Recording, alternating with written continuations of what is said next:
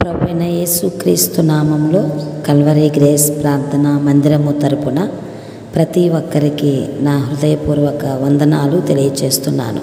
అందరూ బాగున్నారా? ఈరోజు ఉదయకాలపు దేవుని మాట అపోస్తలుడైన పౌలు రోమీయులకు రాసిన పత్రిక 8వ అధ్యాయము 5-6 వచనములు. శరీరానుసారులు శరీర విషయముల మీద మనస్సునంతురు, ఆత్మానుసారులు ఆత్మ విషయముల మీద మనస్సునంతురు. శరీరానుసారమైన మనస్సు మరణము, ఆత్మానుసారమైన మనస్సు జీవమును సమాధానమునై ఉన్నది. ఒక ధనవంతుడు తనకు ఉన్న ధనము ద్వారా తన శరీరాన్ని బహుగా సుఖపెడుతూ ఉండేవాడు. ఆ శరీరానికి కావలసిన తిండి, ఖరీదైన వస్త్రాలు, దానికి కావలసిన సుఖం, ఆ రీతిగా ఆ శరీరాన్ని ప్రతిదినం సుఖపెడుతూ ఉండేవాడు. ఆ ధనవంతుడి మనసంతా శరీర విషయముల మీదే ఉండేది. నా శరీరం నా ఇష్టమని తన జీవితకాలం అంతా ఆయనకు ఇష్టం వచ్చినట్లుగా బ్రతికి ఒకరోజు కన్ను మూయడం జరుగుతుంది.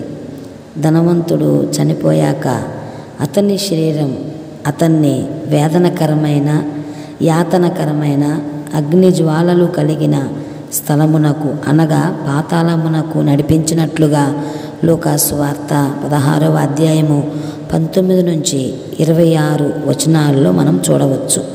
ప్రియ సహోదరి సహోదరుడా, ఈ శరీరాన్ని అదుపులో ఉంచుకోకపోతే ఈ శరీరమే మనల్ని రెండవ మరణమైన అగ్నిగుండానికి నడిపిస్తుంది. ధనవంతునిలో ఉన్న శరీరానుసారమైన మనస్సే అతన్ని పాతాళానికి అప్పగించింది. మన శత్రువు మన శరీరమే అని గ్రహించిన పౌలు గారు ఇతరులకు ప్రకటించిన నేనే భ్రష్టుడినైపోతానేమో అని నా శరీరమును నలగొట్టి దాన్ని లోపరుచుకొనుచున్నాను అని చెప్పడం జరిగింది. ప్రియా దేవుని బిడ్డలారా, ఈ శరీరము మనల్ని తిండిబోతులుగా, తిరుగుబోతులుగా, సోమరులుగా, దరిద్రులుగా మార్చగలదు. కాబట్టి ఈ శరీరము విషయంలో జాగ్రత్త కలిగి ఉండకపోతే, ఈ శరీర కోరికలు అదుపులో ఉంచుకోకపోతే ఈ శరీరమే మనల్ని నిత్య నరకానికి నడిపిస్తుంది అని చెప్పడంలో ఏమాత్రం సందేహం లేదు. కాబట్టి నిత్య నరకానికి నడిపించే శరీర కోరికలను విడిచిపెడదాం.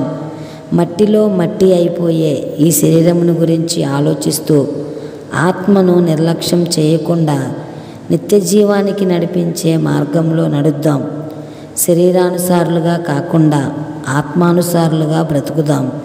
శరీరానుసారమైన మనస్సు విడిచిపెట్టి ఆత్మానుసారమైన మనస్సును ధరించుకుందాం.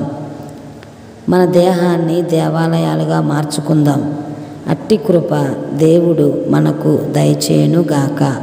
Amen. God bless you all.